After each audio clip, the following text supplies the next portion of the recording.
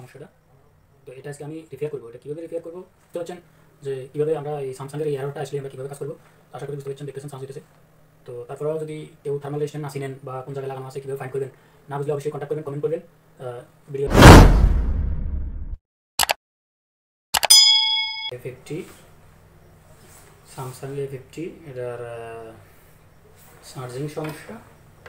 তো এই যে এই সমস্যাটা, তো এটা আজকে আমি রিপেয়ার করব। এটা কীভাবে রিপেয়ার করব, তো এটার যে থার্মাল সার্কিট, যেটা ভোল্টেজ ডিভাইডার সার্কিট, ওই সার্কিটে আমি কাজ করব। আমি না এটা চেঞ্জ করিয়াম না অন্য কিছু চেঞ্জ করব। তো আসলে এটার এক্স্যাক্টলি ফল্ট কোনটা ওটা আমি স্টেপ বাই স্টেপ দেখানোর চেষ্টা করব, যে এই সমস্যাটা। ঠিক আছে, তো এটা যাইতেছি মাইক্রোস্কোপের নিচে, এই বেসটা নিয়ে মাইক্রোস্কোপের নিচে যাইতেছি।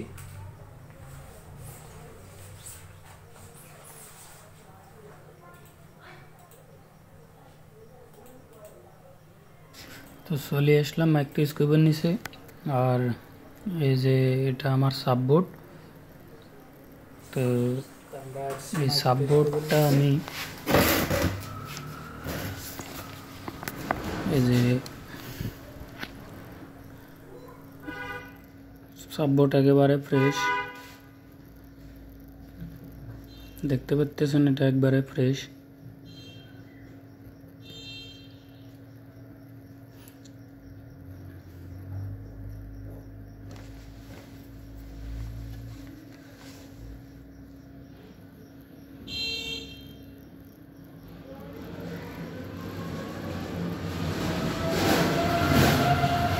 এখানে এটা হচ্ছে 10 কিলো ওহমসের রেজিস্ট্যান্স, আর এটা হচ্ছে এটা ছোটোটা 10 কিলো ওহমস, আর এটা এই 10 কিলো ওহমসের। এটা এখানে যে মেন 1.8 ভোল্টেজ আসার কথা আমার মাদারবোর্ড থেকে, যেটা BY 1.8 পাওয়ার আইসি থেকে আসে, এই ভোল্টেজটা এখানে থাকার কথা, কিন্তু এখানে ভোল্টেজটা আমি চেক দিব আছে কি না।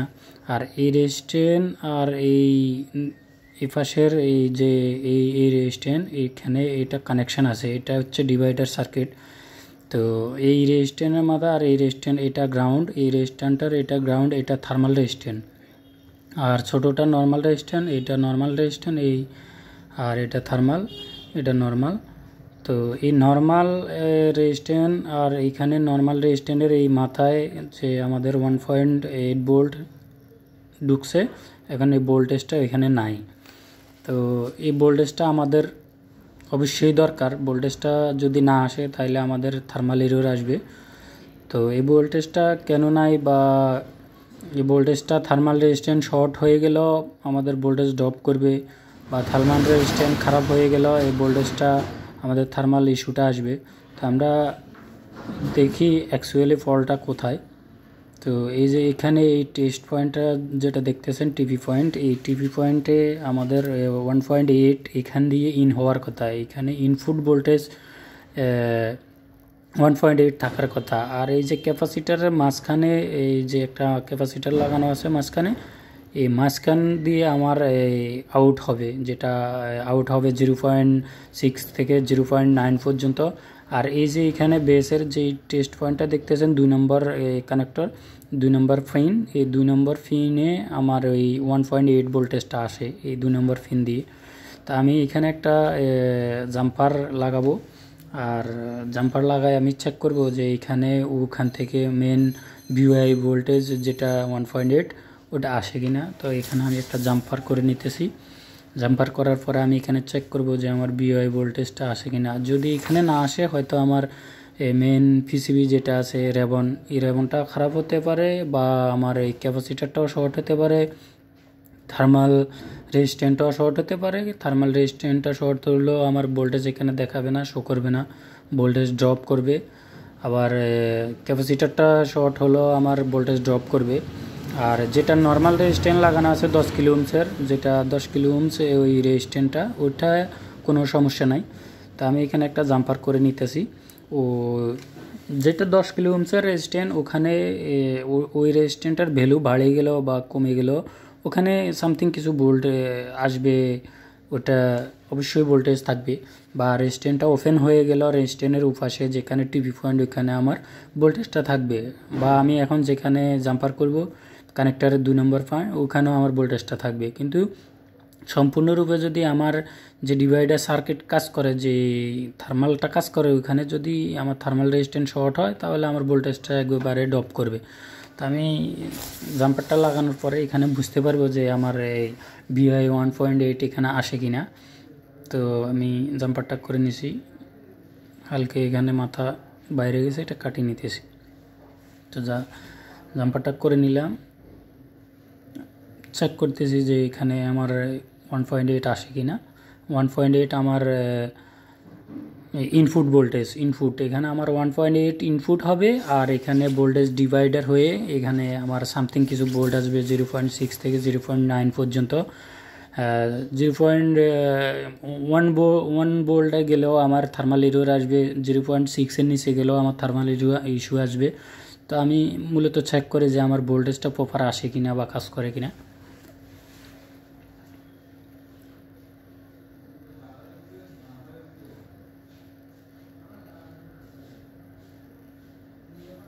আমি জাম্পার করে নিলাম। এখন জাম্পার ওয়্যারের এক মাথায় আমি মিটার পজিটিভ আর একটা গ্রাউন্ডে টাচ করব, দেখি আমার ভোল্টেজটা আসে কিনা।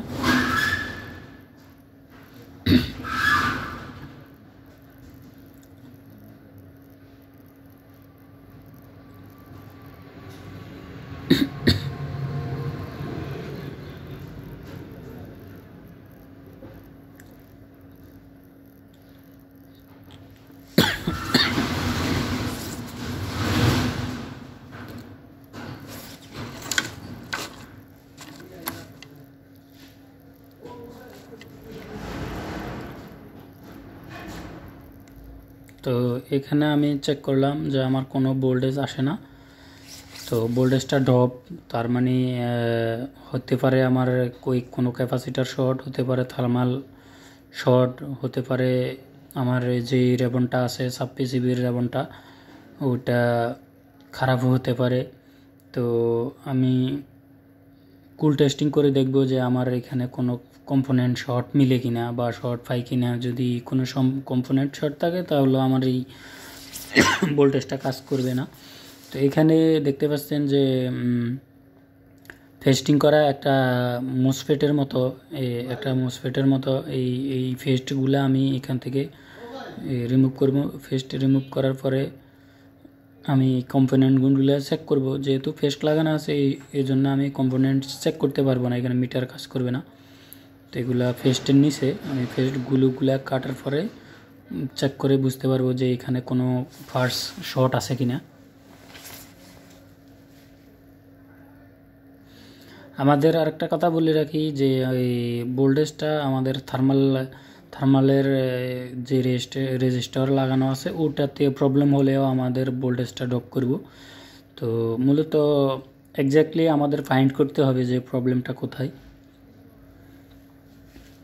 আরামসে এইগুলোগুলা রিমুভ করে নিতে হবে।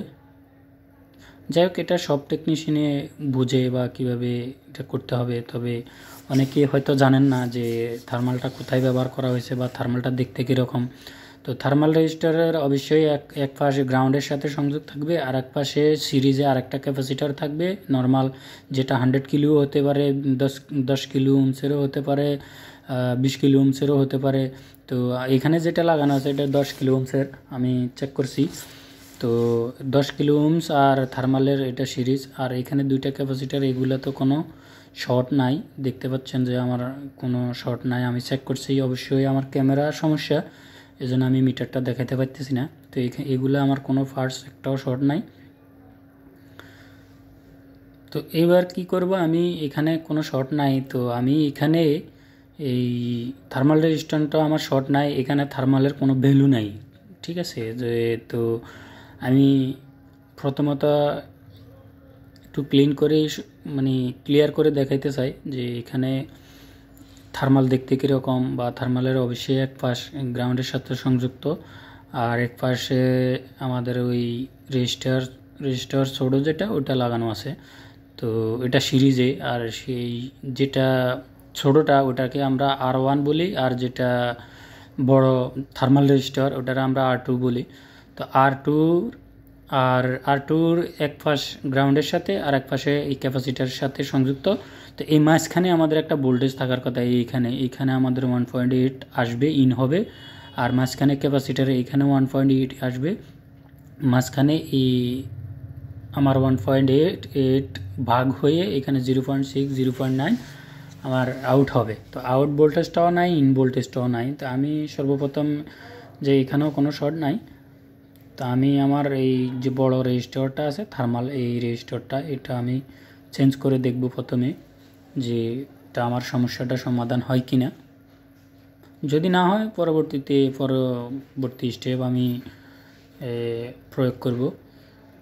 তো অবশ্যই আপনারাও প্রথমে থার্মাল রেজিস্ট্যান্সটা চেক করবেন, কারণ নর্মাল রেজিস্ট্যান্স খুবই কম খারাপ হয়, থার্মালটা একটু বেশি খারাপ হয়। এটা হিট সেন্স রেজিস্টার, এটা হিটিং সেন্স করে, এবং কি হিটিং সেন্স করে। তো আমার কাছে 532-এর স্যামসাং 532-এর G532-এর বোর্ড আছে, যেটা গ্র্যান্ড প্রাইম প্লাস। ওই বোর্ডের থেকে আমি একটা ক্যাপাসিটি রেজিস্টার, থার্মাল একটা রেজিস্টার আমি লাগাবো, আমি ওটা নিয়ে রাখছি। তা আমি আগে এটা আমার যে সাব পিসিবির যেই থার্মাল রেজিস্টারটা আছে ওটাকে আমি রিমুভ করে নিই। রেজিস্টারটা আমি রিমুভ করে নিতেছি।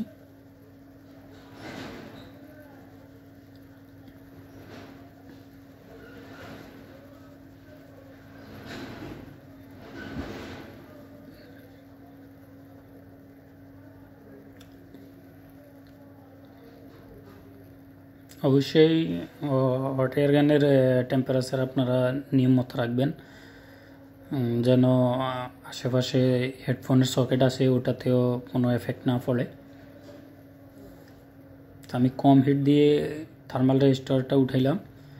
এখন আমার কাছে 532-এর একটা বোর্ড আছে, ওখান থেকে আমি একটা বোর্ড ওই রেজিস্টারটা আমি লাগাবো।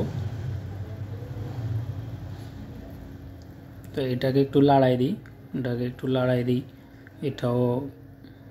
এটা সমস্যা নাই, তারপরও এখানে একটু সোল্ডারিং করে দেবো, যেন এখানে যেটা পানির একটা আবরণ ছিল ওটা চলে যায়, আর টেস্ট পয়েন্টটা যেন ভালো মতো এখানে সংযোগ হয়।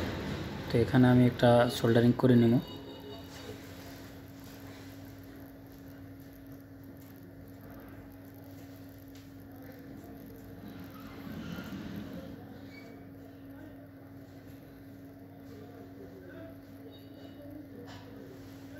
ব্লেড দিয়ে একটু খোঁচাই ভালো করে, এখানে একটু সোল্ডার করে নেব। হতে পারে ছোটোখাটো এই থার্মাল সেন্স রেজিস্টারটা খুবই একটা অনেক সেন্সিং। তো এটা আসলে এটা ছোটোখাটো বিষয়ের জন্য এই থার্মালে কাজ করে না। থার্মালে কাজ না করলে আমাদের চার্জিং হবে না, চার্জিং ইস্যু আসবে, যেটা charging temperature high, temperature too low, বা চার্জিং এরকম একটা এরর আসবে, যেটা আসলে মোবাইলে চার্জ হয় না। আমি একটু ভালো করে সোল্ডারিং করে দিলাম। এবার আমি যে আদার্স একটা স্যামসাংয়ের 532 বোর্ড নিয়ে রাখছি, ওখান থেকে এই যে ক্যাপাসিটারটার আর বড় রেজিস্ট্যান্টের মাঝখানে যেই থার্মাল রেজিস্ট্যান্টটা আছে, আমি এটা অবশ্যই এটার এক পাশ গ্রাউন্ড থাকে, আর সবাই জানে, টেকনিশিয়ানরা জানে যে এখানে এই রেজিস্টারটা থার্মাল। তা আমি এই রেজিস্টারটা ওখানে নিয়ে লাগাবো।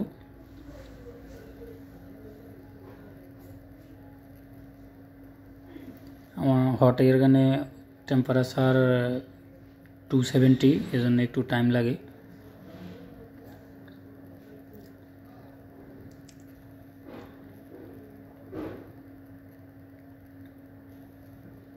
তো কম হিটে উঠবে না, একটু হিট বাড়াই দিতে হবে।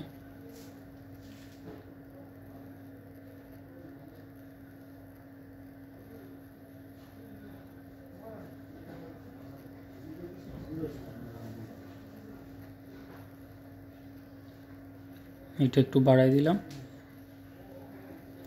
তো দেখতেছেন আমি 532 থেকে স্যামসাংয়ের অন্য একটা বোর্ড থেকে থার্মাল রেজিস্টারটা নিলাম। এবার আমি এটাকে ইনস্টল করব।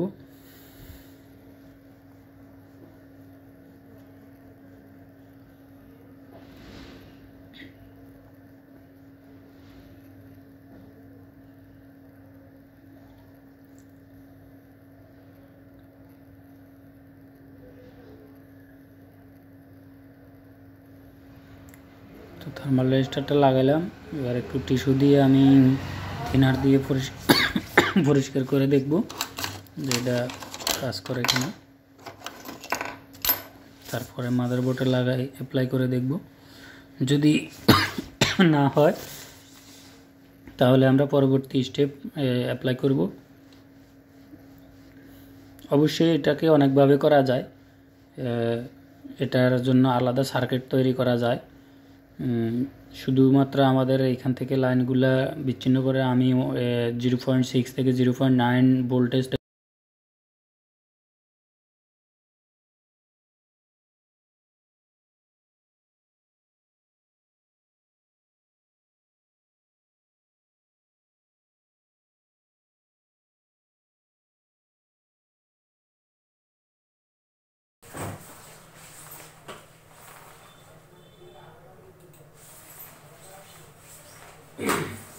ঠিক আছে। আমরা থার্মাল রেজিস্ট্যান্টটা লাগাই নিছি। এখন আমরা চেক করব। থার্মাল রেজিস্ট্যান্টটা লাগাইছি, এখন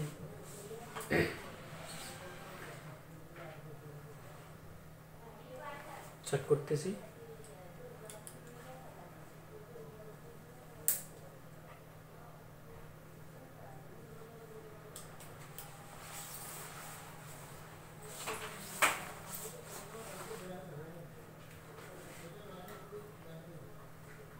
एम्पियर बराबर নিতেছে।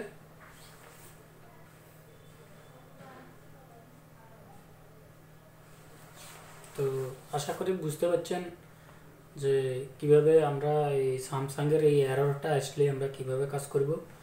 তো আশা করি বুঝতে পারছেন, দেখতেছেন চার্জ হইতেছে।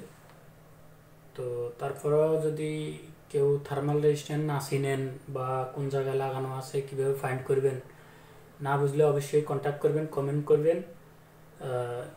ভিডিওর মাঝে নাম্বার দেওয়া থাকবে, অবশ্যই যোগাযোগ করবেন।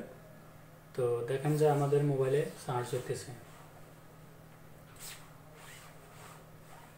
আরেকবার লাগাই চেক করতেছি।